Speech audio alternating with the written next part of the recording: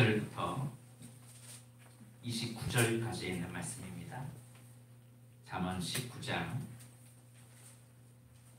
21절부터 말씀을 보겠습니다.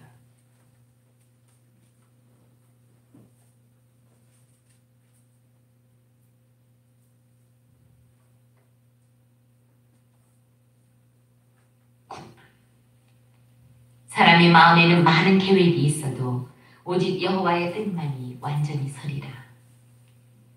사람은 자기의 인자함으로 남에게 사모함을 받느니라. 가난한 자는 거짓말하는 자보다 나으니라. 여호와를 경외하는 것은 사람으로 생명에 이르게 하는 것이라. 경외하는 자는 족하게 지내고 재앙을 당하지 아니하느니라. 게으른 자는 자기의 손을 그릇에 넣고서도 입으로 올리기를 괴로워하느니라. 거만한 자를 때리라. 그리하면 어리석은 자도 지혜를 얻으리라. 명철한 자를 견책하라. 그리하면 그가 지식을 얻으리라. 아비를 구박하고 어미를 쫓아내는 자는 부끄러움을 끼치며 능욕을 부르는 자식이니라. 내 아들아, 지식의 말씀에서 떠나게 하는 교훈을 듣지 말지니라. 망령된 증인은 정의를 업신여기고 악인의 입은 죄악을 삼키느니라. 심판은 거만한 자를 위하여 예비된 것이요 채찍은 어리석은 자의 등을 위하여 예비된 것이니라. 아멘. 기도하겠습니다. 살아계신 하나님 감사합니다. 오늘도 이 밤에 주님의 자녀들이 우리에게 찔리는 주님의 음성이 우리 안에 임하게 하여 주심을 감사합니다. 하나님의 말씀을 통하여 주님을 경외하는 것이 무엇인지, 지혜의 길이 어떤 길인지를 깊이 깨닫게 하여 주셔서 하나님이 원하시는 성품의 삶으로 우리를 이끌어 주옵소서. 나의 모난 부분을 바꿔 주옵시고 고난 주간을 통해서 내가 죽어져야 할 부분은 죽어지게 하여 주옵시며, 이제는 죄에 죽고 의에 살며, 이제는 옛사람은 죽고 새사람으로 살며, 이제는 마귀의 자녀에서 하나님의 자녀가 되는, 이제는 죄의 종이 아니라 의의 종이 되는 거룩한 자녀들이 되게 하여 주옵소서. 오늘도 주님의 말씀을 통하여 우리에게 임재하시는 주님의 음성이 각각 임하게 하여 주옵시고, 주님이 찔리는 그 마음 가운데 하나님께로 더욱더 가까이 나아가는 시간이 되게 하여 주옵소서. 감사드리며 예수님의 이름으로 기도드립니다. 아멘. 지난 시간에 게으름에 대해서 말씀을 나눴습니다. 게으름이 뭐냐? 아무것도 안 하고 그냥 누워만 있는 것이 게으름이 아니라, 게으름이란 변화받기를 싫어하는 것, 변화하기를 싫어하는 것이 게으름이다 라고 말씀을 드렸습니다. 왜냐하면 변화하려고 하면 익숙한 것을 새롭게 바꾸려고 하거든요. 새롭게 바꾸려면 왠지 도전을 해야 되고 뭔가를 해야 되기 때문에 그렇습니다. 근데 이 게으름을 계속 있으면요, 깊이 잠들게 된대요. 무슨 말이냐면 게으름을 가지고 있으면 점점 죽어간대요. 점점 죽음에 이르는 잠이 게으름입니다. 이 게으름과 같이 가는 게 나태함입니다. 나태함이라는 것은 의욕이 사라지고 만사가 귀찮아지기 시작하거든요. 그러니까 모든 삶 자체가 지루하고 권태 속에 빠지게 됩니다. 왜 게으름과 나태함에 빠지냐면 이 기쁨을 잃어버리기 때문에 그렇다고 말씀을 드렸습니다. 하나님 우리에게 이 세상의 기쁨을 모든 곳마다 감추어 두셨어요. 보물찾기거든요. 게으름과 나태함은 새로운 것을 발견하려고 하기보다 옛날 것을 그대로 고집하려고 하고 바꾸려고 변화하려고 하지 않습니다. 신앙도 바꾸려고 하지 않고 내 생활 태도도 바꾸려고 하지 않기 때문에 도저히 변화가 안 돼요. 그래서 자꾸 구시대로 갔다는 것의 뜻이 무엇이냐면, 자꾸 새로운 것을 받아들이려고 하지 않고 옛날 것만 받아들이는 사람은 점점 후퇴해집니다. 그래서 나이 드는 사람들이 정신을 차려야 돼요. 왜냐하면 1년, 2년 지나가는 순간에 예전에 핸드폰도 했는데 순간에 핸드폰도 못하고 순간에 인터넷도 못하고 이제는 온라인 뱅킹도 하지 못하는 시대가 와버렸어요. 요즘은 온라인 뱅킹 열심히 배워놨더니 이제는 더 새로운 가상 계좌가 나와가지고 더 어려워지죠. 점점 세상은 새롭게 변화되는데 변화되는 것을 바꾸려고 하지 않고 새로운 걸 배우려고 하지 않으면 사람은 그 자리에서 멈춰버립니다. 멈춰버리니까 모든 삶의 불평불만뿐이죠. 그러나 우리의 삶은 나태함에서 벗어나는 길은 하나님이 곳곳에 숨겨져 있는 기쁨을 찾아내는데 그 기쁨이 뭐냐면 감사예요. 그래서 하루에 5가지씩 감사하자고 하는 이유가 감사를 하다 보면 우리의 삶에 기쁨이 일어날 수 있습니다. 근데 감사를 잃어버리잖아요. 그러면 새로운 변화를 하려고 할 마음조차 일어나지 않습니다. 그러므로 우리는 이런 기쁨을 찾아낼 수 있는 이 감사가 우리 안에 일어나길 주의 이름으로 축복합니다. 또한 지난 시간에 자기 행실을 삼가는 자는 삼가지 아니하는 자는 죽는다라고 말씀을 드렸습니다. 이 말은 나에게 주어진 소명이 각자에게 다 있는데 우연히 태어난 사람은 이 세상에 아무도 없다는 것 사실입니다. 근데 그 소명을 내버리고 내 삶을 함부로 내동댕이 치며 절망에 빠지거나 나태함에 빠지거나 게으름에 빠져서 내 하루라는 삶을 헛되게 낭비하며 살아가는 삶은 인생을 허비하는 삶이라고 할 수 있는데 이 삶은 점점 죽어가는 삶이라는 사실이죠. 내 삶에서 하나님이 맡겨준 소명을 발견하는 순간에 우리의 삶은 변화를 찾아오게 된다는 사실입니다. 하루하루가 나에게 주어진 선물임을 알면 얼마나 가치 있을까요? 여러분 오늘 죽는다면 여러분 이 오늘 하루 살고 내일 죽는다면 이 하루 24시간이 얼마나 가치 있게 보낼 것 같습니까? 근데 우리는 매일 주어지는 하루하루다 보니까 이걸 당연시 여기니까 감사도 없고 하루라는 것을 너무 쉽게 써버리고 맙니다. 그런데 오늘 하루만 살 수 있다라고 하면 이 하루 진짜 가치 있게 살아갈 겁니다. 그 다음에 저번 주에 말씀드린 것이 영성이 깊은 사람이 어떤 사람인지에 대해서 말씀을 드렸습니다. 여러분 기도 많이 해서 영성이 깊은 게 아닙니다.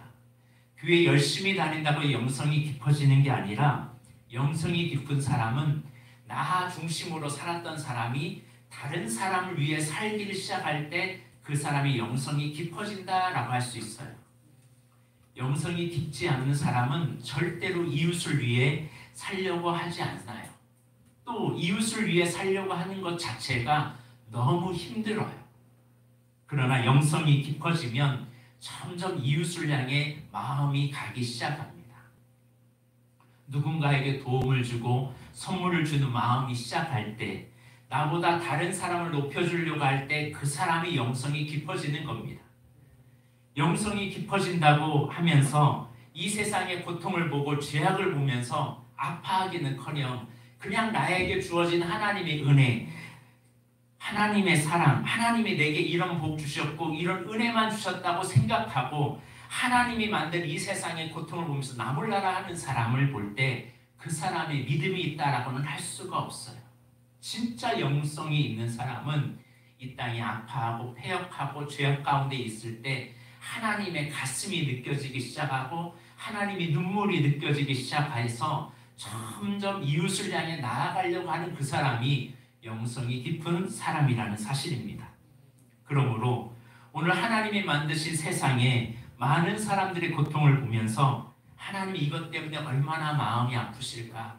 하나님이 이것 때문에 얼마나 가슴 아프실까? 하면서 하나님과 함께 같이 울고 그의 곁에 서서 함께 울어주는 버팀목과 같은 그런 사람이 영성이 있는 사람이라는 사실입니다. 그래서 예수 그리스도를 내 안에 모신 사람은 나 중심으로 사는 게 아니라 이제는 내 안에 누가 계시기에 주님이 계시기에 주님의 마음을 가지고 다른 사람을 보기 시작하는 거예요.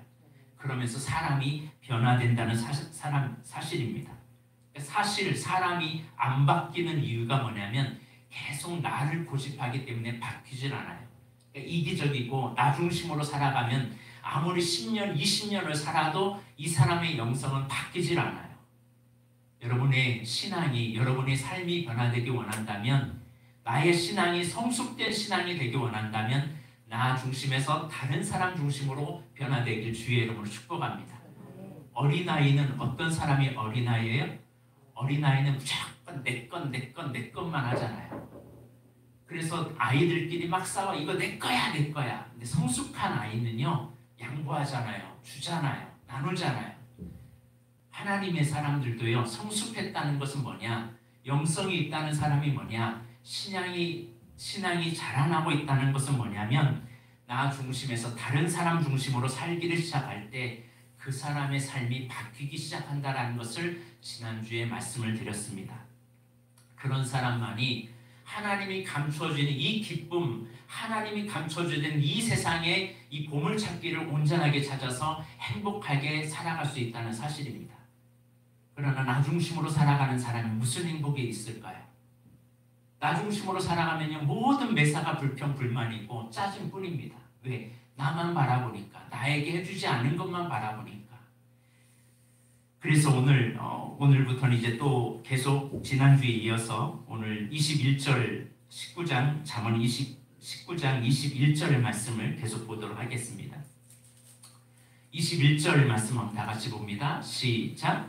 사람의 마음에는 많은 계획이 있어도 오직 여호와의 뜻만이 완전히 서리라. 잠언에서 자주 나오는 말씀입니다. 계획은 사람이 세우지만 성취하는 분은 누구시다? 여호와 하나님이시다. 오직 하나님의 뜻만이 완전히 선다는 거예요. 그래서 이사야는 이런 고백을 했습니다. 이사야 55장 9절에 이는 하늘이 땅보다 높음같이 내 길은 너희의 길보다 높으며 내 생각은 너희의 생각보다 높다라고 말해요. 그러니까 우리가 아무리 좋은 생각을 가지고 있어도 하나님의 생각 앞에 우리는 비교할 수 없다는 거죠. 그런데 우리는요, 자꾸 내 뜻을 고집하잖아요. 나는 이렇게 살고 싶어요. 나 이거 되고 싶어요. 나 이 길 가고 싶어요. 내 뜻을 이뤘습니다. 한마디로 우리들의 사업계획서를 그냥 하나님께 딱 내밀고 들어주세요. 안 들어주면 알죠. 이런 협박을 하는 기도를 할 때가 참 많이 있습니다. 우리는 예수님의 겟세마네 동산의 기도를 배워야 할 줄로 믿습니다. 열심히 땀이 피가 되도록 기도하고 나서 결론적으로는 나의 원대로 마옵시고 아버지의 뜻대로 하옵소서. 그런데 우리는 이런 기도가 나오지 않고 대개 어떤 기도를 하냐면 나의 원대로 하옵시고 아버지 뜻대로 마옵소서라고 기도하잖아요. 대개 우리는 그래요. 주님 제 마음 아시죠? 제가 어떤 상황인지 아시죠? 그래요. 근데 주님은요, 반대로 우리에게 질문하실 수 있어요. 너도 내 마음 아니? 사람이 철이 들었다고 할 때가 언제 철이 들었다고 할까요? 우리 자식들이 철이 들었다고 할 때 부모들은 언제 철이 들었다고 할까요? 부모의 마음을 알아차릴 때 철이 들었다고 말하기 시작합니다. 하나님 앞에서 철 들었다는 것이 과연 뭘까요? 하나님의 마음을 느껴지고 하나님의 심정이 느껴지기 시작할 때 그 사람이 철이 든 거예요. 하나님의 마음이, 하나님의 아픔이 느껴지기 시작하는 겁니다. 이 세상을 보고 아파하시는 주님이 마음이 느껴져서 얼마나 아프실까 하면서 함께 주님과 함께 울려고 하는 주님의 가슴을 가지고 그리스도의 계절이 돌아오기를 간절히 기도하는 그런 믿음의 사람을 주님은 찾고 계십니다. 그런데 어떻게든 자기의 욕망을 이루려고 하나님 앞에 때를 써서 하나님 앞에 얻으려고 하는 것을 믿음으로 착각하는 사람이 참 많습니다. 우리가 많은 계획을 가지고 있어도 그것을 성취하는 분은 하나님 앞에 달려있음을 알고 나의 길보다 하나님의 길이 더 높다는 것, 나의 생각보다 하나님의 생각이 더 크다는 것을 우리가 잊지 말고 그 주님 앞에 나의 인생을 맡기길 주의 이름으로 축복합니다. 22절을 보겠습니다. 시작. 사람은 자기의 인자함으로 남에게 사모함을 받느니라. 가난한 자는 거짓말하는 자보다 나으니라. 새 번역에서는 이것을 뭐라고 말하냐면 사람에게서 바랄 것은 성실이다. 거짓말쟁이가 되느니 차라리 가난뱅이가 되는 것이 낫다라고 말씀합니다. 여러분, 대부분 사람들의 당신의 삶의 목표가 뭡니까? 라고 물어보면 대부분 나 이거 소유하고 싶고 나 이거 성취하고 싶다는 것을 이야기합니다. 그런데 예수 믿는 사람들의 인생의 목표가 뭐냐고 묻는다면 성경은 우리에게 말씀합니다. 하나님이 우리에게 원하는 목표가 뭘까요? 그게 뭐냐면 하나님을 닮아가는 거예요. 하나님의 형상을 잃어버린 우리에게 하나님을 닮아가는 성품을 우리에게 요구한다는 사실입니다. 하나님의 성품을 닮아가는 게 우리가 죽을 때까지 이루어야 할 사명이에요. 근데 어떤 사람은 되게 이런 말을 해요.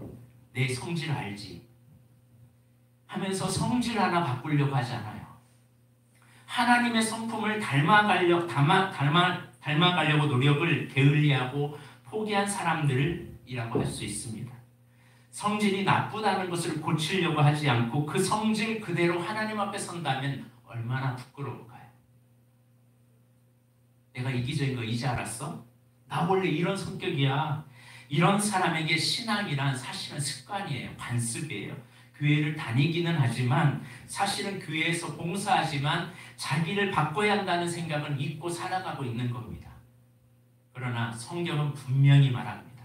너희가 거듭나지 아니하면 결단코 하나님의 나라에 들어간다? 못 들어간다? 못 들어간다 분명히 말했어요. 그래서 베드로 전서 4장에 보면 4장 8절에서 11절에 무엇보다 믿는 사람들이 가장 먼저 우선으로 여겨야 할 것이 뭐냐? 서로 뜨겁게 사랑해라. 그런데 사랑은 허다한 죄를 덮는다라고 말하면서 뭐라고 말하냐면 대접하기를 원망 없이 해라. 각각 은사를 받은 대로 하나님이 여러 가지 은혜를 맡은 선한 청지기같이 봉사해라. 근데 봉사라고 그 다음이 중요해요. 누가 말하려면 네 말 한마디 한마디가 하나님이 말씀하는 것처럼 말해라. 일명 싸가지 없이 말하지 말아라. 함부로 말하지 말아라. 누가 봉사하려면 네가 봉사하지 말고 하나님이 공급하는 힘으로 봉사해라.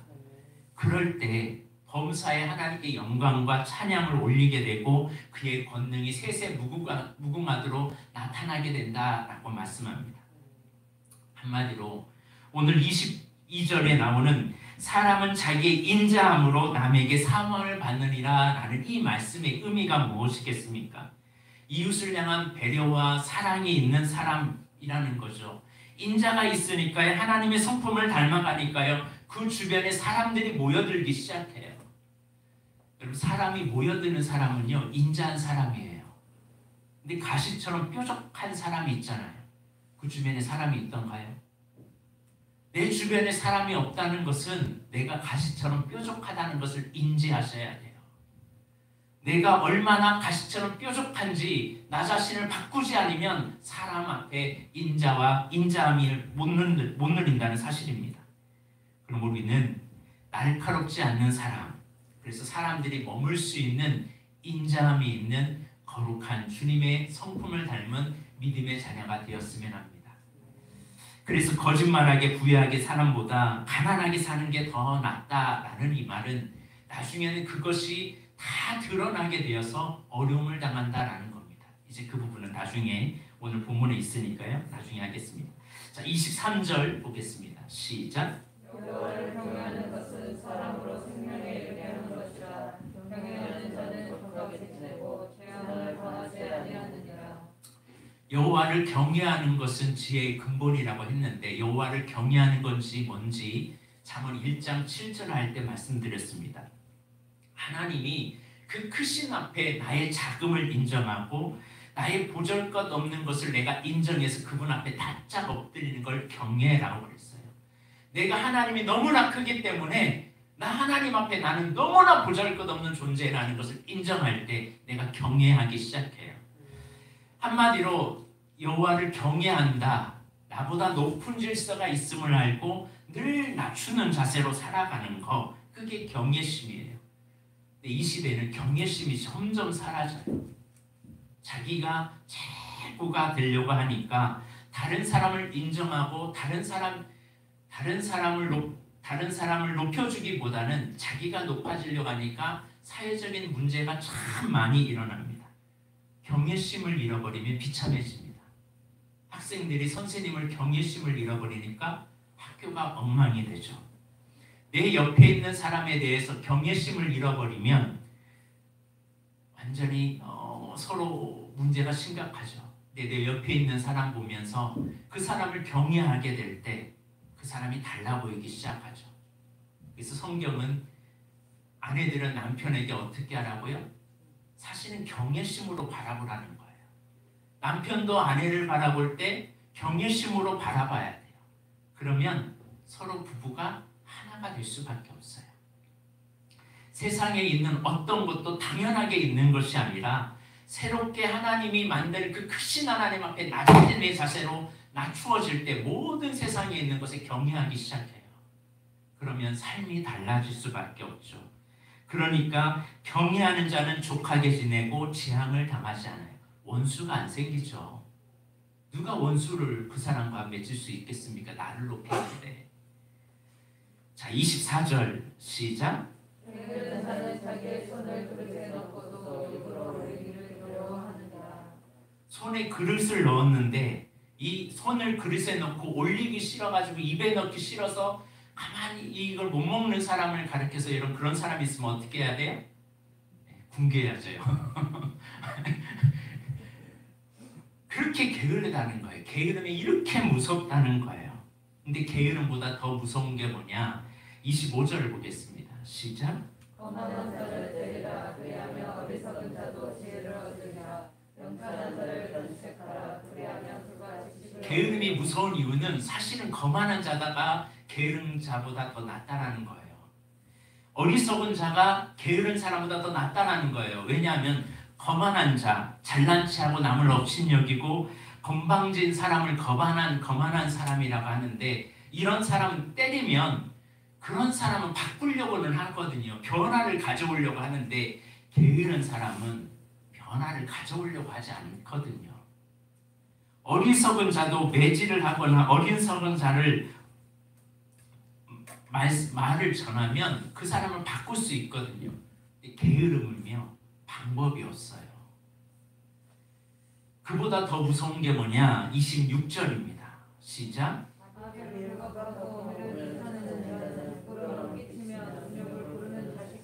27절. 내 아들아 지식의 말씀에서 떠나게 하는 교훈을 듣지 말아라.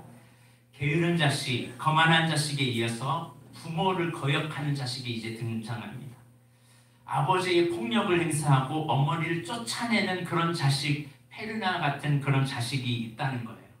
그런 사람은 결국 수치와 부끄러움을 당한다고 본문은 말씀합니다. 요즘 뉴스에서 번번이 나타나고 있죠.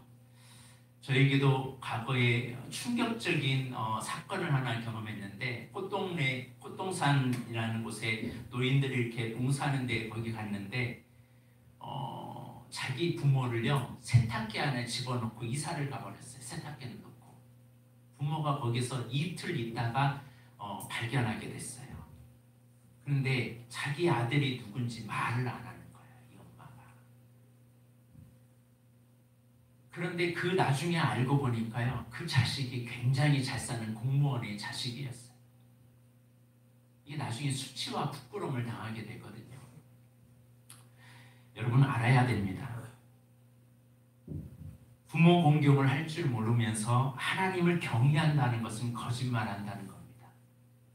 만약 그가 하나님을 믿는다고 하면서 부모를 공경하지 않는다면 그거는 사실 그가 믿는 신앙은 기복신앙이지 진짜 신앙이 아니에요. 기브앤테이크니까.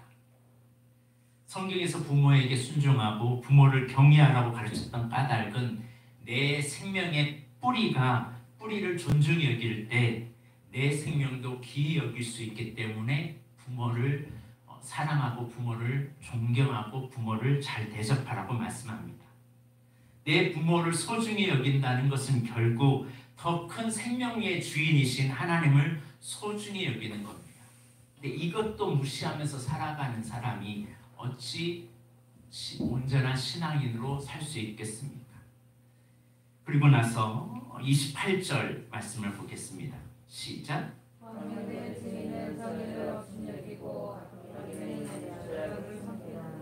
악한 증인은 법을 비웃어요. 그래서 악인의 입은 죄를 물 마시듯 마십니다. 그러나 그의 결과는 심판은 거만한 자를 위하여 예비된 것이요 채찍은 어리석은 자의 등을 위하여 예비된 것이다 라고 말해요. 어리석은 사람, 거만한 사람, 망령된 증인, 거짓말을 하는 사람, 악인의 입, 이런 사람들은 다 공의와 질서를 무너뜨려요. 그래서 악인들이 가는 곳마다 오히려 주위 사람들을 살리는 게 아니라 악인들이 가는 곳마다 자신은 사는 것 같지만 주변을 다 황폐화시키죠. 그렇기 때문에 결국 주위가 황폐되어 있기 때문에 나중에는 결국 자신도 무너지게 돼요. 요즘 국민들의 분노를 일으키는 LH 투기 사건도 그 중에 하나입니다. 국민을 위한다고 하면서 자기들의 밥그릇을 다 챙기지만 나중에는 결국 다 드러나서 수치와 모욕을 당하죠. 그로 인해 함께 투자했던 사람들까지도 어려움을 당하게 되고, 요즘은 공직자 전체에 대해서 재산 등록을 하니까 최하위에 있는 하위 공무원들까지 억울한 일을 당하게 되죠.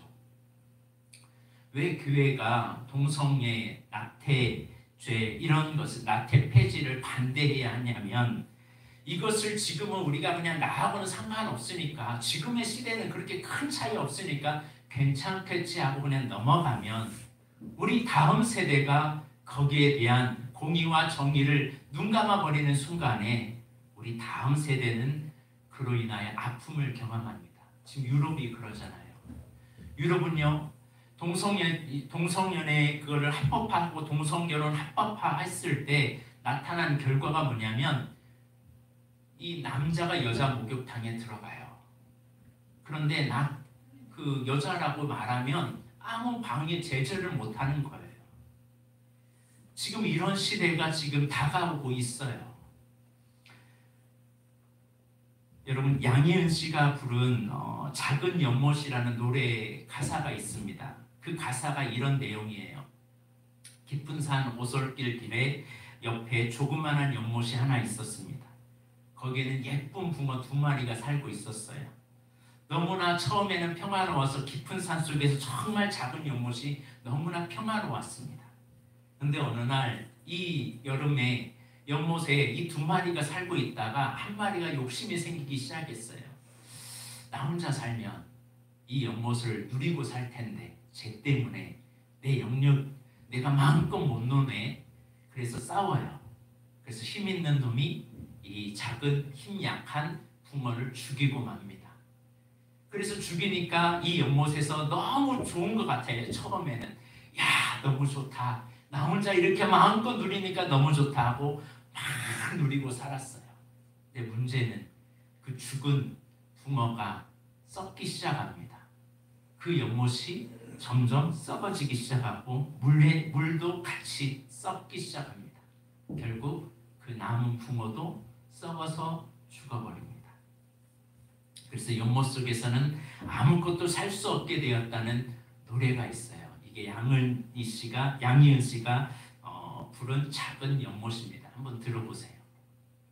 2마리가 평화롭게 공존하면 좋을 텐데 싸워서 하나를 없애면 내가 독차지할 거라 생각했는데 결국 그것이 자기의 죽음을 가져가요.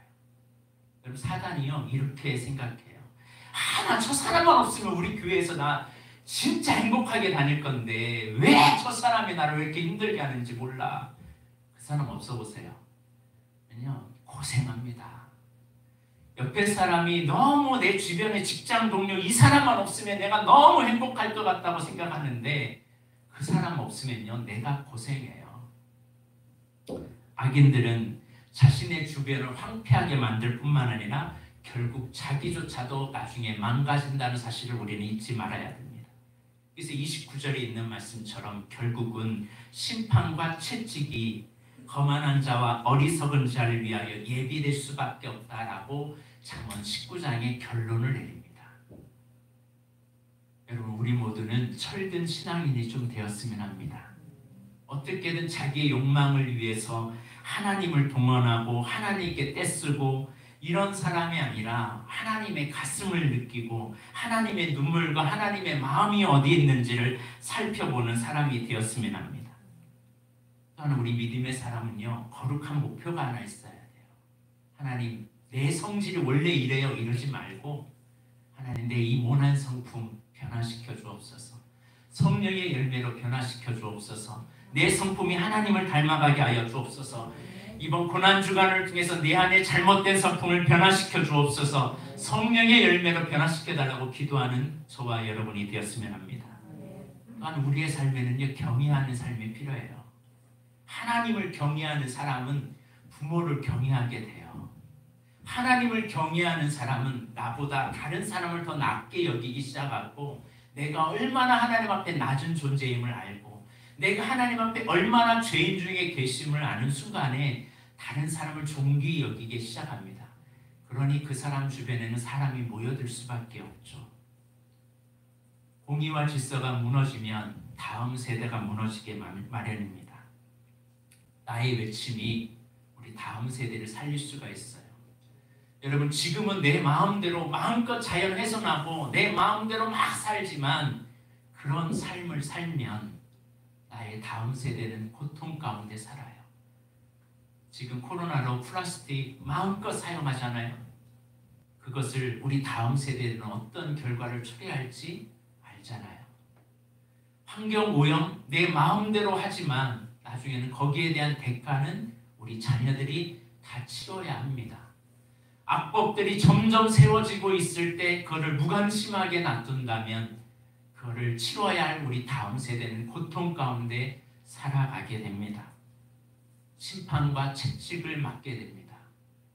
그러므로 우리는 내 문제 아니라고 그냥 나만 좋으면 됐지 하고 다른 사람 황폐하게 만드는 사람이 되지 말고, 결국 그 황폐함이 다시 나에게, 내 자녀들에게 돌아온다는 사실을 잊지 말고, 우리는 늘 공의롭고 정의롭게 바르게 의롭게 살아가는 거룩한 주님의 자녀들이 되었으면 합니다. 기도하겠습니다. 하나님 아버지, 잠언의 말씀을 통해서 우리를 다시 한번 돌아보게 하여 주심을 감사합니다. 하나님, 하나님의 마음이 어디에 있는지 나의 원대로 마옵시고 아버지의 뜻대로 하옵소서라고 기도했던 것처럼, 오늘 이 시간 내 뜻만을 위해서 살아가는 것이 아니라 하나님의 가슴과 눈물을 가지고 살아가는 삶이 되게 하여 주옵소서. 하나님의 성품을 닮아가기 원합니다. 우리 안에 모진 마음들, 나중심의 마음이 변화되게 하여 주옵시고, 뾰족한 마음이 아니라 다른 사람을 품을 수 있는 넓은 마음이 우리 안에 있게 하여 주옵소서. 아버지 하나님, 경외하며 살기를 원합니다. 하나님을 경외하고 내 주변 사람을 경외하는 믿음의 사람이 되게 하여 주옵소서. 아버지 하나님, 공의와 정의가 우리의 삶이 중심이 되게 하여 주셔서 작은 이익 때문에 다른 사람을 아프게 하면 나도 언젠가는 그 아픔을 경험할 수밖에 없다는 사실을 깨달고, 공의와 정의를 우리의 삶 가운데 실천하여 이 세상을 아름다운 세상으로 만들게 하여 주옵소서. 나 하나쯤이야라는 생각이 오히려 파멸의 길로, 오히려 심판의 길로, 오히려 채찍의 길로 만듭니다. 나를 바꾸게 하여 주옵시고 나를 변화시켜 주옵소서. 게으른 자의 삶에서 멈추게 하여 주옵시고 나태한 삶에서 이제는 그만두게 하여 주셔서 이제는 기쁨의 삶으로 다시 일어나 하나님이 숨겨주었던 모든 감사를 다시 회복하여 우리의 삶이 나로 인하여 하나님의 나라가 임할 수 있도록 도와주옵소서. 감사드리며 예수님의 이름으로 기도드립니다. 아멘.